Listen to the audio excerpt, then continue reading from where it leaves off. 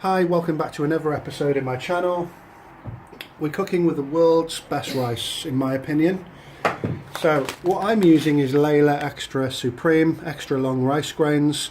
I'm not really interested in the brand. What you're looking for, if you want to use the world's longest rice, let's zoom in on the packet here. Can you see 1121? That's a hybrid. It's the longest basmati rice in the world. No matter what the brand name is, just look for that if you want to cook this recipe. So what I've done is one cup of rice is enough for 2 portions. I've got 2 cups of rice here. I've soaked it for half an hour and I've thoroughly cleaned the rice. Cold tap, full on, and keep on just rinsing the rice quite gently because it's basmati, it's quite gentle, until the water is clear. That's why you shouldn't use a colander. Use a colander for sieving. So we have some lemon juice, which ensures nice white grains of rice.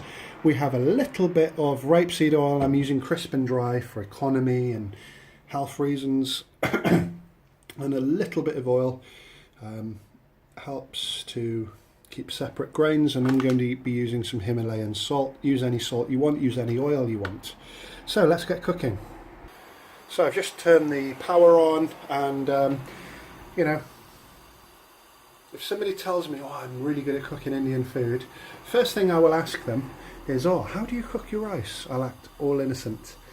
How they cook their rice really is testament to how they cook other dishes, because so many times I've followed the guidelines on the manufacturer's labels, and you've got it should be, your water should be 1 inch above the rice and all this crap.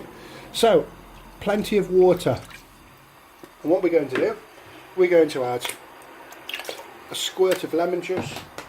We're going to add, this is enough for 4 portions, we're going to add half a teaspoon of salt, and we're going to add a tiny little bit of oil, and that's it. We're going to give that a stir. We're going to let it come to the boil.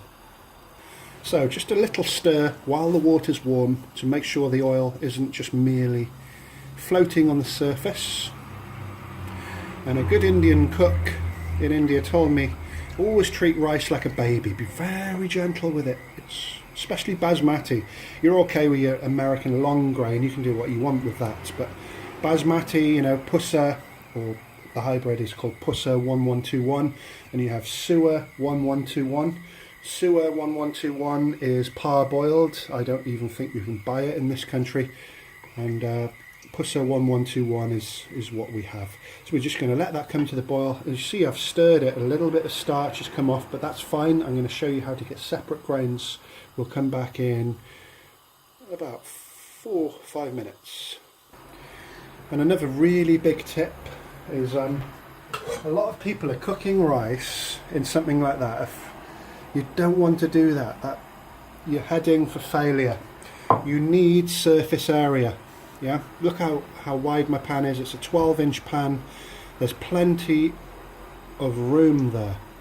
So you want the surface area with the bottom heat, really. You don't want it to cook upwards, you want it to cook across. So not too thin a pan either. The heavier pans are even better for temperature absorption and distribution. So this is a really good pan to cook rice, large pan for rice. So, and another tip, at this point of time, put a lid on your rice so the temperature rises more thoroughly and you get your rice going. That's the main thing. So you put it on the highest heat possible at this time, and we'll come back, I'll give further instructions, but this is optimum cooking for a perfect rice. So great combination. Ultimate results. So we've just generating some ferocious steam here. This is the time to take the lid off. Yeah, you can see all the bubbling. Now what I do with my rice now, the heat is in the pan. That's why I'm saying use a heavy pan. So I turn it down, and rather than just turning it down to a minimum, or actually bend down and have a look at the flame and put it on a minimum. Let's just get that gas click. Yeah, there we go. Yeah, don't just trust your cooker or your hob. So what we've got now is the rice has expanded. We want it to cook out now for another 2 or 3 minutes. We want the rice to double in size. You'll see a really difference in appearance, and it'll be a lot softer. See what we have at the moment. It's not cooked, it's beginning to cook. So a moderate heat now for 2 or 3 minutes, and we'll come back in a moment. So stir very lightly and occasionally. You can see how that rice is puffed up now, and you can feel it when you're stirring. You can feel it's quite stiff still. It's a good indicator, and people are telling people, oh, this is how you cook rice, but not taking into account what pan they're using, what temperature. Just not good enough. This will get you the results, guys, for sure. So another tip a really great chef in India told me: let your rice sing to you sweetly. You want very, very gentle bubbling at this crucial stage.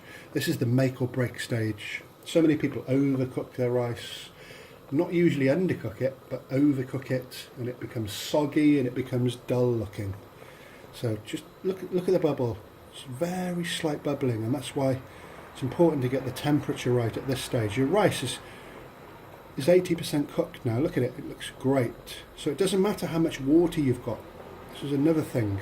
People say, oh, 1 cup of rice, 2 cups of water. Yeah, I think that's pretty a Chinese method for a different type of rice. It's the drop method. This is the immersion method, really.